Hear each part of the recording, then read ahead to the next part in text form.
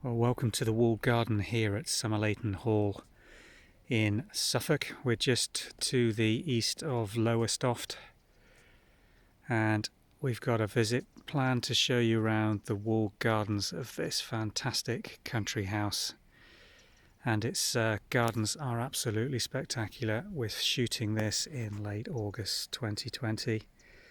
This walled garden is still undergoing some restoration work. These long borders we're going to walk down in a minute to show you the plantings that have been established. To the side there's still areas which are to be restored. Got some original plantings around the outer aspect of this walled garden, but the particular feature of historic note here are these ridge and farrow glasshouses, named after the roof design, which you can see in detail there. These are going to be restored fully over the next couple of seasons. There's a double run of them here in this walled garden. Just look at the extent of these. Go and have a look at those in a little bit more detail now. Here we are at one of the entrances to the ridge and farrow glasshouses. If we just enter to the right, we've got a most enormous fig tree, which is grown on a fine, almost espaliered method. Around 6 inches just below the glass on a metal framework. There's also a couple of fir trees in here. They're looking good. Raised bed. On the back wall we've still got the original mechanisms for opening what must have been some vents from heated fires to heat this in winter. You can see the vent system there, with their weights for opening the glass as well on the top with the old handles. And then through on the X where we haven't got public entry, but if we just poke a camera we can see the main metal framework that forms these glass houses. And the planting of tomatoes in there this year, obviously being used not for display but to actually produce some crops for the cafe. In the area between the two glass houses there's a metal frame pagoda supporting the most enormous wisteria I think I've ever seen. Just look at the trunk and the gnarling on that. Wisteria sinensis. Probably one of the oldest examples you'll see anywhere. Between the farrows there is metalwork. These are gutters that come out into a lower gutter pipe that runs the entire length of this massive glass house and collects the water from the entire structure into storage tanks for use. It's an incredible piece of design. In this long border they've got a fantastic herbaceous planting, which is looking very nice in the morning sun here. Bees are still enjoying this. There's still a good deal of colour in this border. Let's just walk you down it. Mixed planting of grasses, some shrubs, a little... I think this is a holly, isn't it? Very small dark-leafed holly. The ornamental plants in here and temporary structures with little teepees made out of sticks, bits of willow. Some asters starting to come into flower now. Looking very good.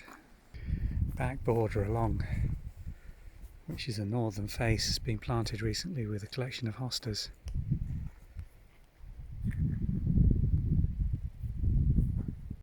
A lot of them have still got their name labels in, which is useful. Grand Rapids.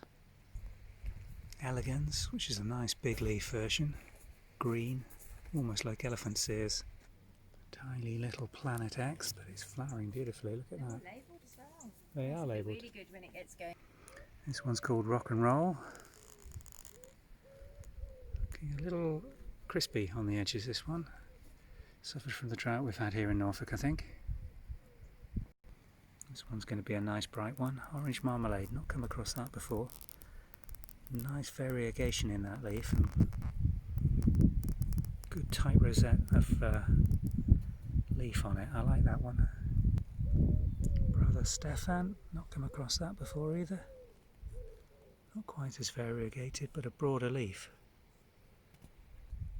This one's Empress Wu, another large leaf variety with a nice pale mauvey pink flower. Big boy is one we're familiar with. We saw this one growing at East Ruston as a giant version in huge great terrine pots. We know that one does well. Lovely lines across this leaf. Beautiful pale, limey, yellowy green, grown in the shade here. This little one is Colour Festival, small leaf variety.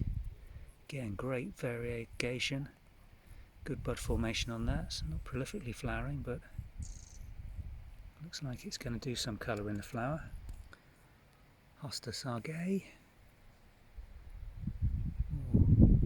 Creamy white green with yellow tips on the striation on this one. More pointy leaf, not quite as broad as the others.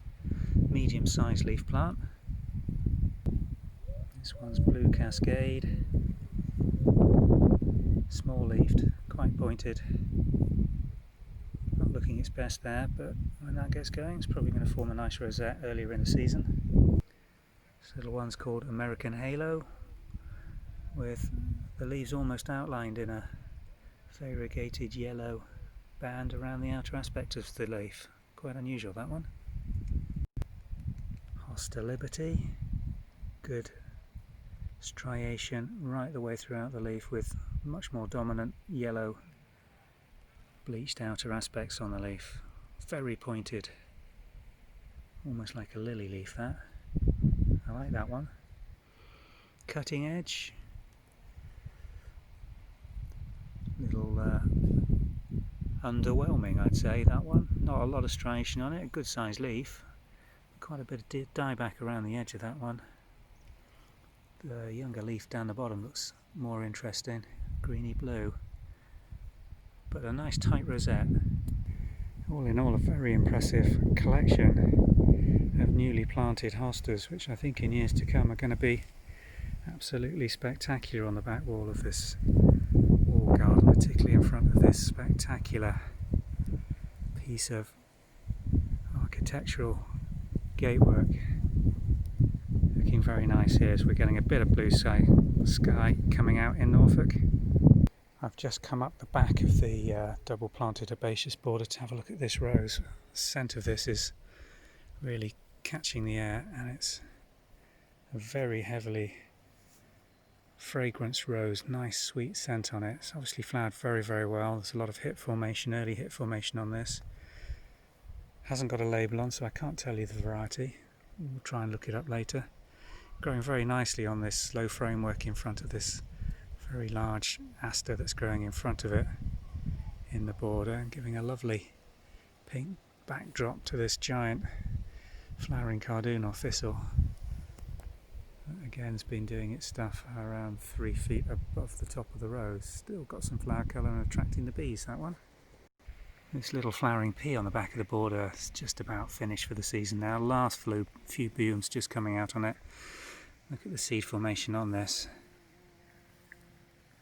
It's obviously flowered extremely heavily. Nice pink and white flower. I think this is a perennial pea rather than a sweet pea, this one. Looking at the formation here, it's probably been in 5 or 6 years at least. I've just made my way round to the other side, found this gorgeous little clematis. Right, buttercup yellow flowers and the most beautiful fluffy seed pods forming after the flowers, and it's been flowering for some time this now. Look at the massive seed pods there. Shame this has come off its support on the trellis. Would stand very well, I think, over winter. When they got frosted they'd look just as spectacular and eye-catching as the flowers on it. Lovely little clematis, that. Bees are queuing up for the last of the scabious flowers. He's one of the biggest bumblebees I've seen this season, making the most of this late August flower. Again on the back support, lovely rich crimson rose, Grown as a low climber, almost finished for the season. Haven't been doing their deadheading quite as keenly as they may have been to keep this flowering, but still some bud coming on in late August. He's got some good hips. Looking at the size of that, they might be right leaving this one to set hip. Could be a secondary show on these if they colour up later into the season. This one's called Highgrove. Another rose just on the back support, just having its last flush of flower. I thought this was probably going to be a Madame Alfred Carrier, but on closer inspection I don't think it can be, because the scent's just too strong for a Madame Alfred. I think this has to be something different. I'll see if I can find a label and let you know if I do identify it. Not much flower left on this. I think it's a main early flush rambler or climbing rose. It'll probably just trickle flowers for the rest of the season. The old walls in this wall garden must be a couple of 100 years old, peppered with holes from either support nails or bees that have burrowed into them. And they've got a really good crop of apples on the surviving old apple trees. I don't think this one's too old. Looks as if it's only just been planted. It's still got a protector on it to keep any deer that may wander into this walled garden from going through the bark. But that's going to crop very nicely. These gardens were originally put in place to feed the large houses. And we're going to show you the hall here at Somerleyton, which is one of the most spectacular hidden English treasures, in just a minute. But a lot of these gardens in the 20th century fell into disuse and were left basically to run wild, and their use now as vegetable growing areas, apart from in the big country estate houses, has usually been moved to a ornamental purpose, and they're used now more for plantings and display purposes to attract visitors. This one's going to be lovely with a little bit more work.